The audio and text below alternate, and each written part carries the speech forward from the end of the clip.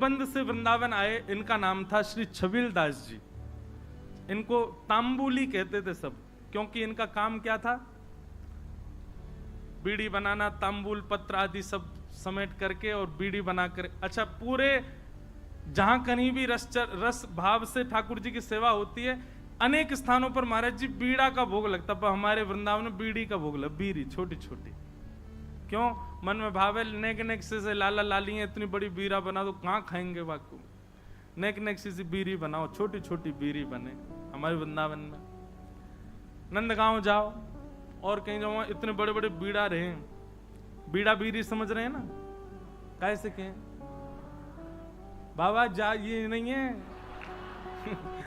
बाबा दूर तक कर रहे हैं, वो बीड़ी नहीं है, बीड़ी पानते के बीड़ी। जय हो भैया अरे राम प्रियालाल जी की सेवा में बीड़ी बढ़िया भैया, मैंने पूछ ली। पान की जो सेवा रे बात बीड़ी के हैं, और बीड़ा के वो बड़ो रे, छोटी रे वो बीड़ी। तो छबील दास जी तांबुली, ये भी देवबंद के थे।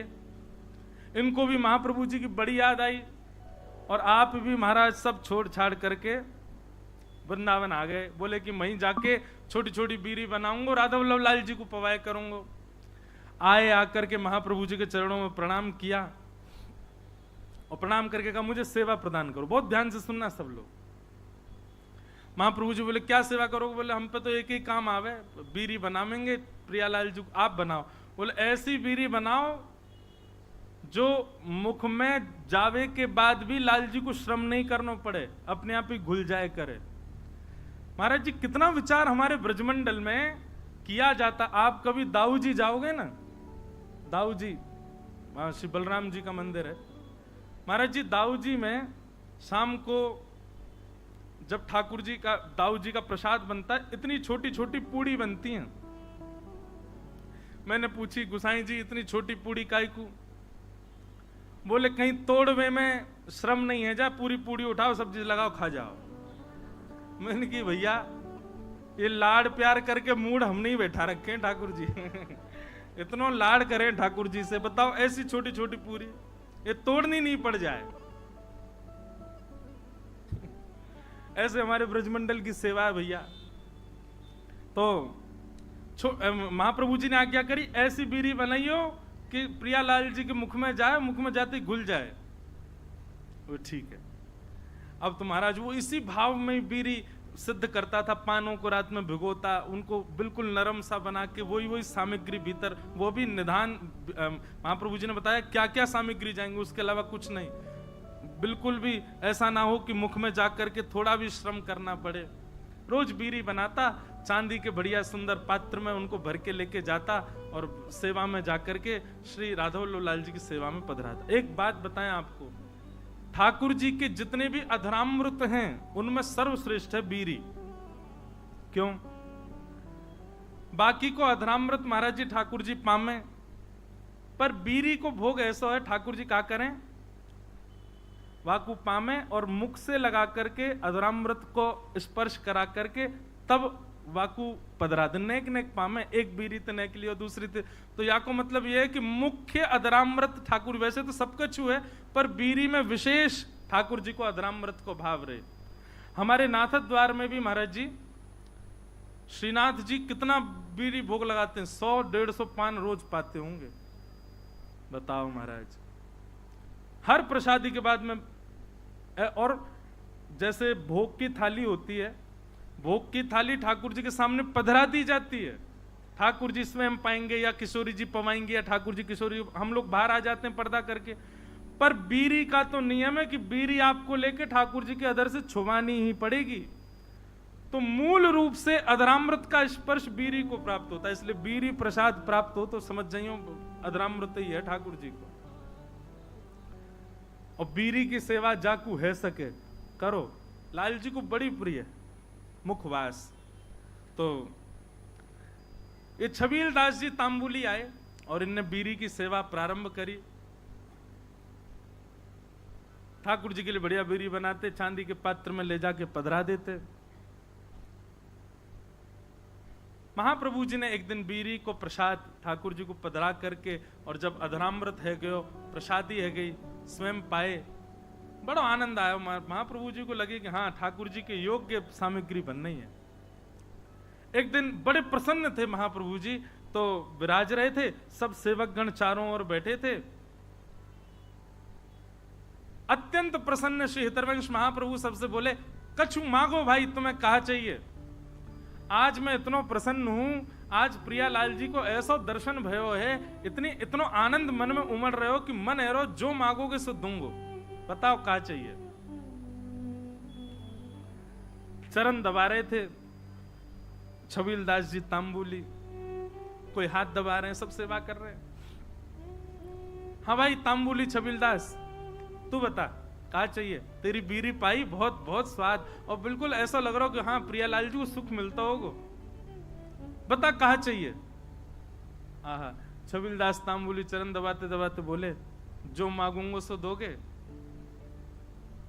महाप्रभु जी बोले, कहा चाहिए बता, आज्ञा कर।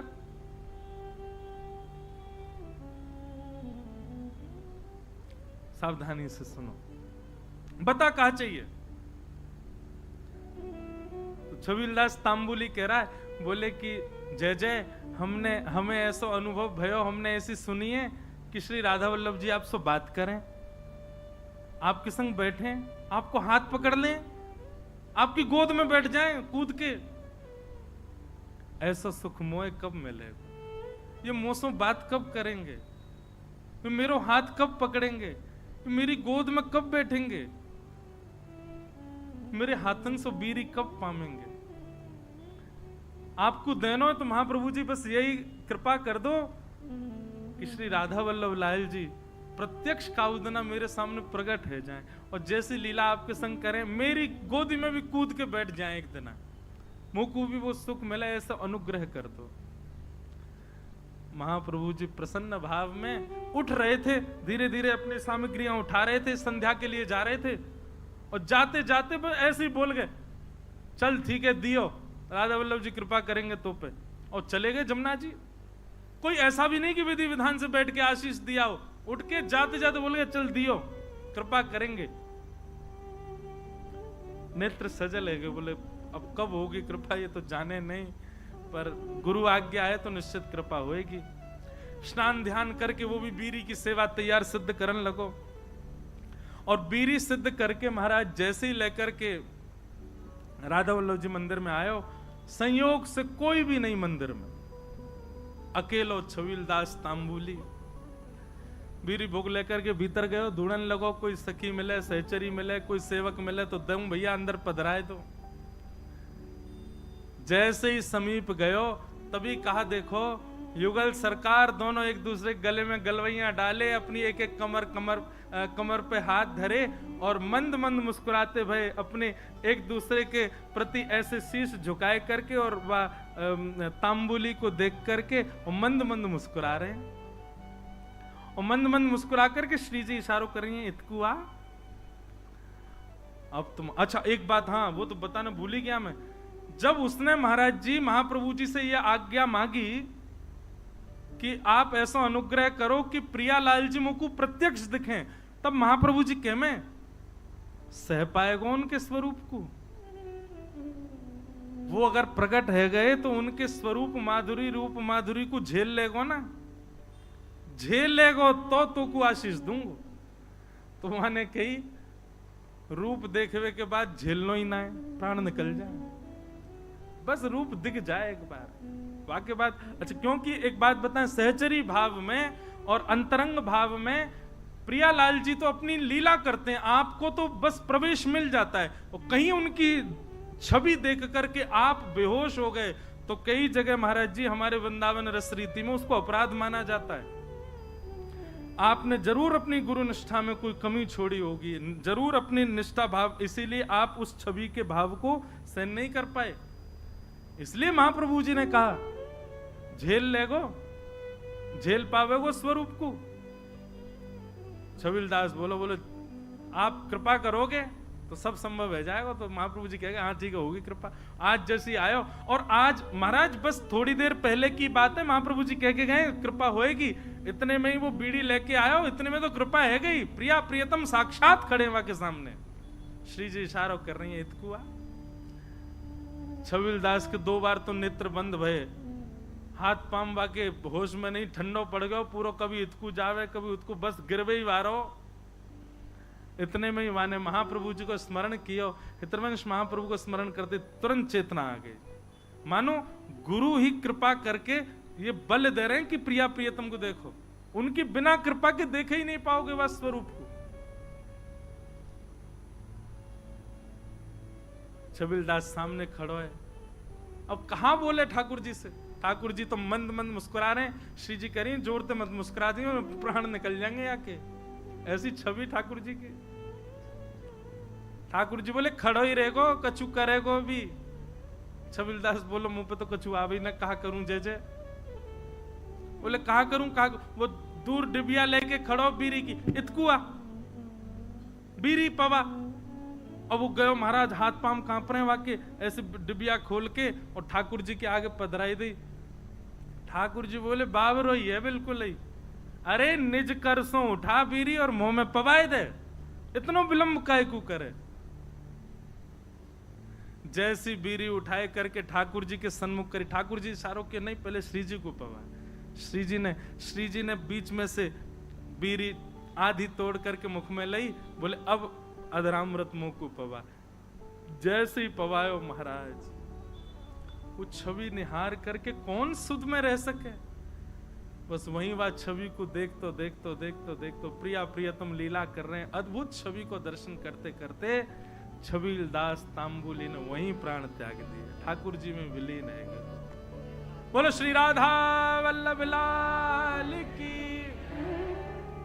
क्या समझ में आई बात?